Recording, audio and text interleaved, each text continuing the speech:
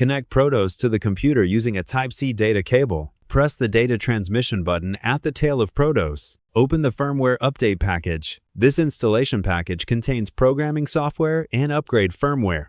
First, unzip the package.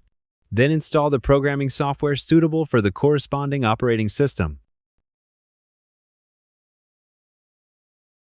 After the installation is completed, open the programming software program. Click Connect Device. Select the firmware Ascent H Sky. In the Upgrade folder, find the file with the suffix img. Open it and click Burn Firmware. Wait for a moment to complete the firmware update.